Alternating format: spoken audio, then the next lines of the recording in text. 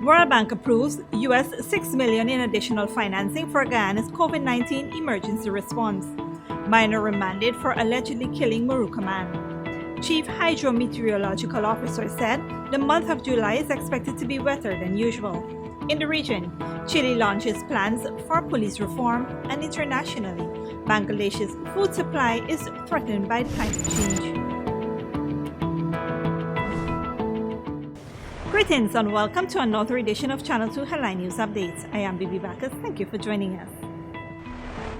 The World Bank has today approved US $6 million in additional financing for Guyana's COVID-19 emergency response project to support affordable and equitable access to COVID-19 vaccines and ensure effective vaccine deployment in Guyana. The project will also support general preparedness, resilience, and overall health system strengthening. World Bank resident representative for Jamaica and Guyana, Ozan Simveli, said, an efficient and equitable rollout of COVID-19 vaccines will be crucial to save lives and restore economic activities in Guyana. The World Bank is closely coordinating with developing partners and government of Guyana counterparts to support the vaccination campaign and long-term improvements to the country's healthcare system. End of quote. This additional financing to the Guyana COVID-19 Emergency Response Project will fund the acquisition of COVID-19 vaccines. It will help the government of Guyana strengthen health system functions necessary for immunization, such as vaccine awareness communication, human resources, information systems, and waste management. The additional financing to this project also aims to increase overall health system preparedness to tackle future emergencies. The original project was approved in November of 2020 to support Guyana's pandemic response and strengthen the country's health system. US $5 million of the additional financing approved today comes from the International Development Association. Guyana receives interest-free financing from IDA with a maturity of 40 years, including a grace period of 10 years. An additional US $1 million is a grant from the Health Emergency Preparedness and Response Multi-Donor Trust Fund. Fishermen from across the country were yesterday recognized for their invaluable contribution to the development of Guyana's economy when the Fisheries Department of the Ministry of Agriculture hosted a simple but significant exercise in observance of National Fisherfolks Day 2021. Tuesday's National Fisherfolks Day exercise, which was themed Promoting Social Responsibility to Safeguard Fisheries, Resource and Livelihood, was hosted at the Border Cricket Ground. Minister of Agriculture Zulfikar Mustafa, in his address, said the government has been working to address many of the issues faced by fisherfolks in the industry. And over the years, the Ministry of Agriculture, and since I became the Minister of Agriculture, as I said, that there were a number of issues that were raised just now. And if I can just relate, we heard fisheries are left, or the fishing industry are left on their own. When the fisher folks need help, they cannot receive that kind of help. There is no safety net for fisher folks. Insurance company don't want to insure vessels. There is no serious attempt being made to register fisher folks into our national security or the NIS, the National Insurance Scheme. And some of those issues that were raised, we heard about the fuel issue that were raised by Mr. Charles from the Guyana Trawlers Association, and a number of other issues on how this economy, this sector is going down. But for me, I think that we have been making a lot of stride over the last few months, and we'll continue to ensure that we develop and maintain a sector that will become modern and will continue to make the necessary contribution to Guyana's economy. Minister Mustafa said, since taking office, the government has undertaken several initiatives to promote safeguarding Guyana's fishing resources. This year, we'll be expending close to $63 million to do capital works for fishing industries across our country. We have seen a removal of VAT on fishing gears and equipment. These things become cheaper now since we have removed the VAT on fishing gears and equipment. We have lowered license fees by reverting to the fees that were applicable in 2014. So we have reversed the increase in fees. We will be opening new offices to service fisher folks across the country, places like Region 3, Region 9, Region 10. We are on the verge of we are working with the Ministry of Labor to resuscitate a number of fishing cooperatives around the country. Mustafa also said, fisheries and aquaculture play a very crucial role in global food security as well as the global recovery process from the COVID-19 crisis. He also said the ongoing flooding across the country has negatively affected the nation's aquaculture farmers. President of the Ghana Association of Trawlers Owners and Seafood Processors, Ruben Charles, made calls for fisher folks, more so the artisanal fishermen, to be more unified. He also said that the Trawlers Association, like other stakeholders in the sector, also face challenges. Food and Agricultural Organization of the United States resident representative in Guyana, Dr. Gillian Smith, who was also present at the exercise, said, despite the many challenges faced globally, Guyana's fishing industry was able to secure a substantial amount of revenue in 2020. Dr. Smith presented trophies for the most improved cooperative societies to the Upper Quarantine Fishermen Cooperative Society chairman. The Fisheries Department also presented 2 awards as part of the day's activity. Best Fisherman for 2021 was awarded to Khalil Mohammed, while the Most Improved Cooperative Society was awarded to the Upper Quarantine Fishermen Cooperative Society. Don't go away after the break. Minor remanded for allegedly killing Maruka man, and more rainfall expected in July.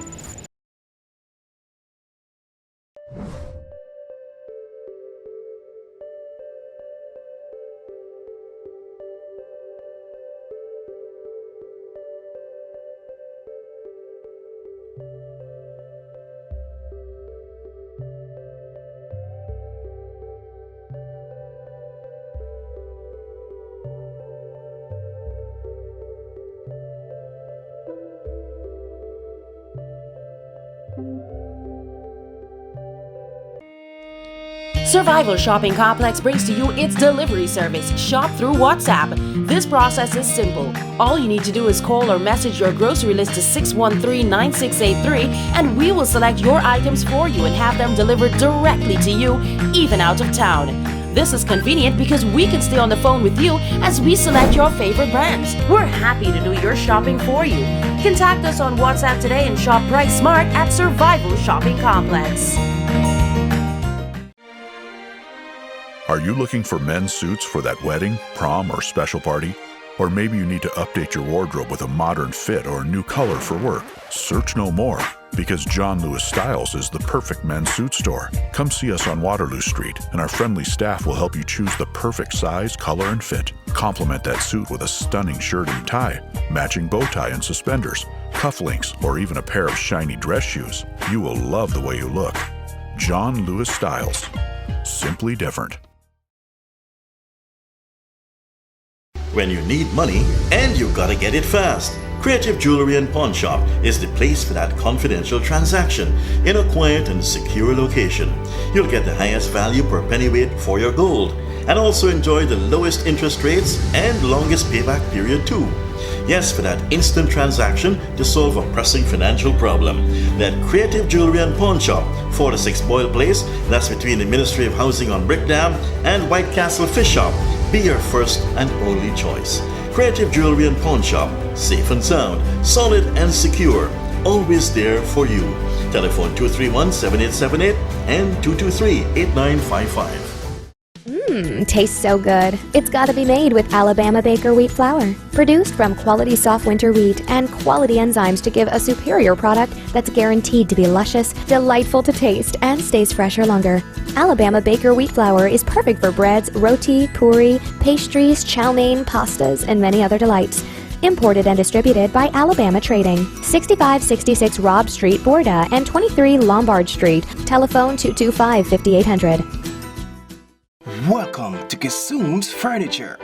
Find everything you need for your home and more under one roof in our newly decorated showroom. Our locally crafted furniture has been perfected over the last 60 years. From our hands to your home, we also bring to you our newly introduced lines of imported furniture and Sleep Center, where you can find a wide range of beds and mattresses. Kissoon's Furniture, furnishing homes for over 60 years. Good girl forget things. What's the problem, Granny? I want money for borrow for those surgery. I was dancing and I fall and fracture my hip. If you need some quick money, you should check Lender's Jewelry and Pawn Shop. Lender's Jewelry and Pawn Shop, Lot 238 South Road Border, Georgetown. Get jewelry made to order in just 72 hours. We also accept vehicles. Lender's, best rates, longest payback period. Boys, I get through. Plus, I could dance again. Lender's Jewelry and Pawn Shop. Welcome back. The Chief Hydrometeorological Officer, Dr. Gavin Cummins, in an update on Tuesday said the month of July is expected to be wetter than usual. So for the month of June, we've experienced just about normal rainfall. The forecast at this point in time is indicating that for the month of July, we'll continue to see wetter than usual conditions, with the exception perhaps of regions 1, 2, and 3. The other regions will record wetter than usual conditions. Dr. Cummins has predicted that by August the weather would return to normal. As we move into August, September, we'll find that conditions will return to the normal dryness that is expected for those months. So August, September, October, we expect that conditions will be dry as usual. So the month of major concern right now is really July. Once we get past July, we expect that conditions will return to some degree of normalcy, and that's specific to regions 4, 5, 6, 7, 8, 9, and 10. Regions 1, 2, and 3 should be just about normal conditions for the month of July. So once we get past July, we expect that conditions will be normal, and therefore the concerns for flooding beyond July will be significantly reduced. Over the past few weeks, heavy rainfalls has caused parts of the country to experience severe flooding. Regions 10, 7, 6, 5, and 2 are considered the most impacted regions in Guyana. Local authorities estimate that the subsequent extensive flooding has affected over 36,000 households across 300 communities. A minor has been remanded in custody on suspicion of murdering a Moruca man. More from Esther Sobers. Appearing at the Georgetown Magistrate Court yesterday was 28-year-old Charles Griffith, a minor of Lot 66, Rob Street, Laceytown, Georgetown. He was charged with the murder of Shane Blake of Moruca and was yesterday remanded to prison for that murder. Griffith, who appeared in front of Chief Magistrate Anne McLennan when the indictable charge was read to him, claims that on June 23, 2021, he murdered 30-year-old Shane Blake, a minor of Hamacabra, Moruco Village, Region 1. Griffith was remanded in prison by Chief Magistrate, and the case was transferred to the Bartica Magistrates Court. According to police report, Blake was asleep in an abandoned structure when Griffith woke him up. It is alleged that Griffith was armed with a handgun when he reportedly ordered Blake to put on his clothes and step outside. Blake was doing the same thing, armed himself with a cutlass and fired a shot, injuring Griffith in the shoulder. However, before Blake could have reached any further, Griffith retaliated by discharging a round of ammunition. According to the police, the bullet struck Blake in his upper chest, causing him to fall to the ground. Griffith then fled the scene but was apprehended later. He is to make his next court appearance on July 27, 2021. For Channel 2 Headline News, Esther Sobers. Thanks, Esther. The first part of the order of 100,000 doses of Sinopharm vaccine from the People's Republic of China arrived in Guyana earlier this morning at the Chedijagan International Airport. The remaining vaccines purchased by the government of Guyana will arrive on Saturday. In March this year, the People's Republic of China's government donated 20,000 doses of the Sinopharm vaccine to Guyana to offset Guyana's immunization campaign. From the consignment, approximately 10,000 persons were vaccinated against COVID-19. Don't go away after the break. Chile launches plans for police reform, and Bangladesh's food supply is threatened by climate change. But before that, here is today's Demerara Bridge Retraction schedule.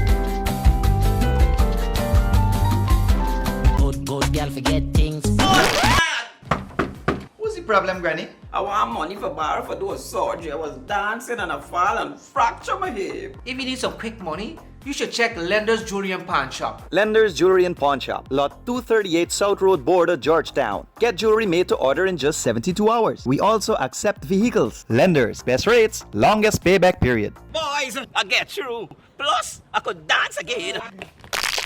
Lender's Jewelry and Pawn Shop. Welcome to Kissoon's Furniture.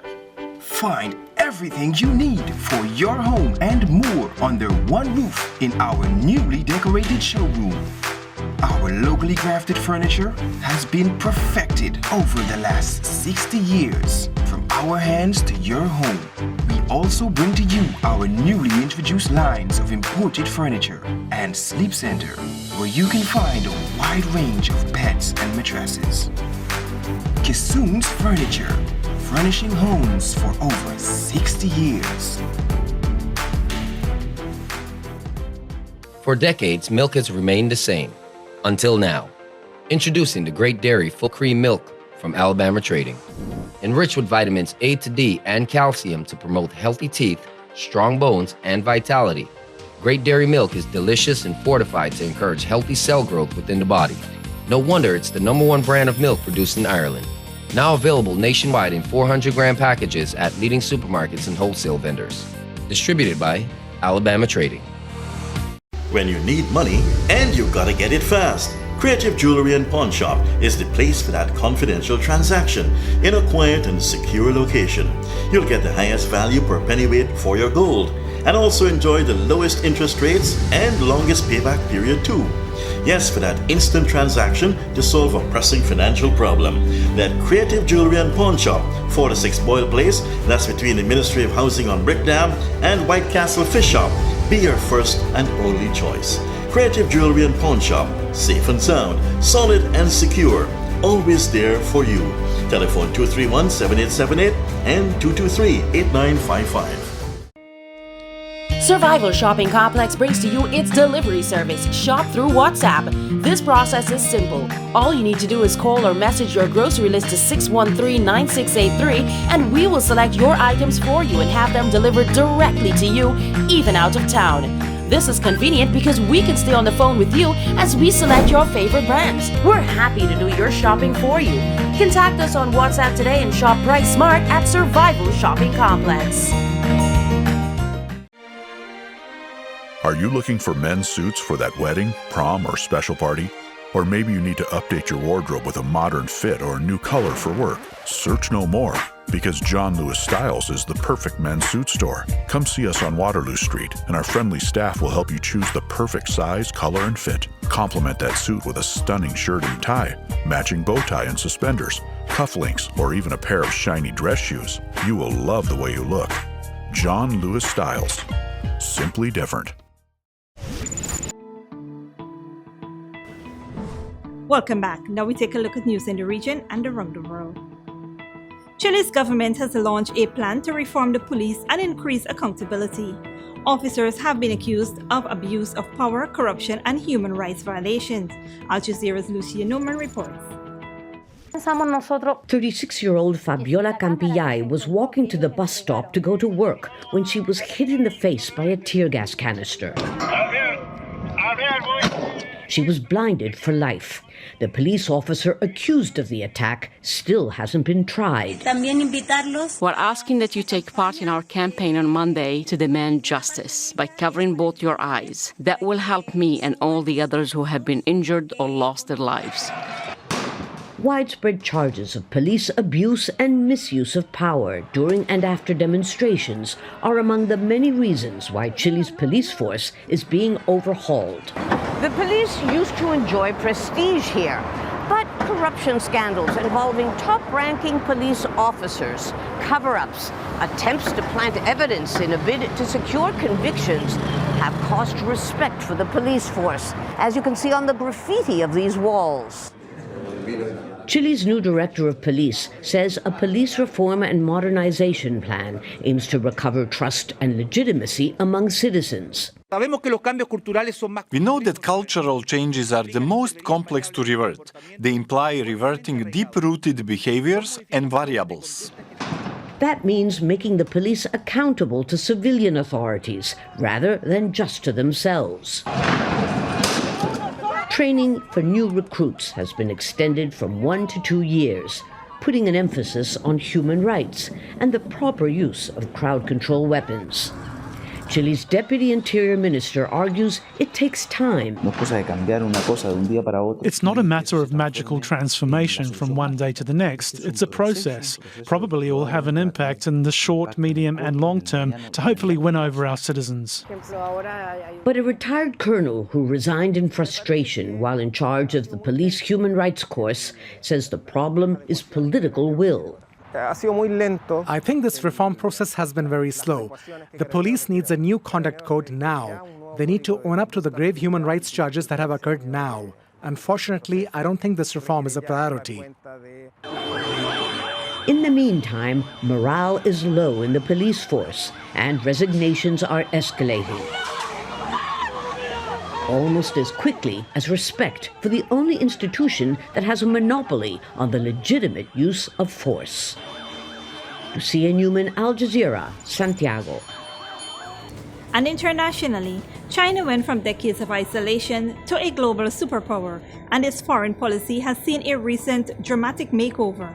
Wolf Warrior Diplomacy, named after two popular Chinese action films, is Beijing's growing assertive approach internationally, and is welcomed by many back home. Al Jazeera's Katrina Yu reports. In the Chinese blockbuster film Wolf Warrior 2, hero Lung Feng saves innocent civilians from violent and exploitative rebels. Wolf Warrior. The movie became the highest-earning Chinese film of all time and was praised by government leaders for its nationalistic message. The term Wolf Warrior is now being used to describe China's increasingly confrontational approach to foreign policy. Wolf Warrior Diplomacy is this label that's given to this whole new class of Chinese diplomats who are acting in a much more assertive and sometimes even kind of offensive way around the world. Chinese government spokesman Zhao Lijian is considered by many in China to be the leader of the Wolf Warriors. The United States is sick, very sick. The Group of Seven should take Americans' pause and prescribe medication. China's ambassador to France, Liu Xiaoye, is another proponent. He was recently summoned by the French government for insulting an academic. The diplomat says China is merely defending itself from growing criticism of its policies, including allegations of human rights abuses against Uyghurs in Xinjiang, its crackdown on democracy activists in Hong Kong, and the handling of the pandemic and investigations into the origins of COVID-19. Analysts say the tough approach is hardening attitudes towards China in the West and is a stark contrast to the low-profile diplomacy pursued by former leader Deng Xiaoping. This kind of toughness, it hides something, flaws and the contradictions, and it shows a lack of patience and effective tactics. All that's left is threats. President Xi Jinping says China is locked in a global war for public opinion. He's called on officials here to promote an image of China which is credible, lovable, and respectable. But at the same time, the leader has also called on diplomats to display a so-called fighting spirit in the face of international backlash. A backlash which he believes is intended to contain China's rise. There's that new confidence. But paired with that confidence is this kind of enduring insecurity about China's place in the world, but also on the part of individual Chinese diplomats who look at an increasingly powerful Chinese leader who focuses on ideology. In the lead-up to the Chinese Communist Party's 100-year anniversary, Beijing is working hard to send one message. China's time has arrived, whether the world chooses to accept it or not. Katrina Yu, Al Jazeera, Beijing. And finally, Bangladesh. Thousands of hectares of rice crops have been wiped out by the heat, low humidity, and not enough rain. Climate experts are warning the phenomena could threaten food supplies. Al Jazeera's Tanveer Chowdhury reports. Bangladesh faces increasingly extreme weather due to climate change, and recently a sudden short heat wave destroyed more than 68,000 hectares of rice crop, affecting more than 300,000 farmers. Muhammad Saidul had expected to earn enough for him and his family to survive the year on the rice he cultivated. But now his crop is gone. There was this hot wind that lasted for several hours at night time. By morning, the entire crop in this wetland area was wiped out. Now there is nothing for us to survive on. I can't express it in words. And so far, we haven't had any help from the government, despite their promises. Officials say farmers have received help. The local agriculture office has conducted a field survey and made the list of the affected people, and we started disbursing money to them through mobile phone apps as aid provided by the government. But many farmers say that the lists were made and handed out by local politicians and they never received any help. Thousands of farmers across Bangladesh, like here in Netrokona districts, have lost their rice crop due to sudden heat stress in recent months. Many are now worried how to pay back their loans and to make their ends meet. 60-year-old farmer Riazuddin says he hasn't seen anything like this in his lifetime. I had to borrow money from the Agribank to grow the rice. I was very hopeful I'd be able to make some money and pay back the loan, but suddenly it's all gone. I'm not sure how I'm going to manage things now. Scientists say a heat wave reaching as high as 36 degrees Celsius and high-speed dry winds were responsible for the damage. They say hardier varieties of rice are being developed to withstand the changes in weather conditions. The heat stress is due to climate change. It's something very new to us, although we have observed this before on a very minimal scale. But the scale of damage this year is huge. We think the damage could become worse in the future. Bangladesh is the world's third biggest rice producer. Scientists warn the recent rise in temperatures linked to global warming is making rice crops particularly vulnerable and could threaten food security in many countries. Tanvir Chaudhry, Al Jazeera Netrokona, Bangladesh. That is it for today's regional and international news. Here now is your 3-day weather forecast.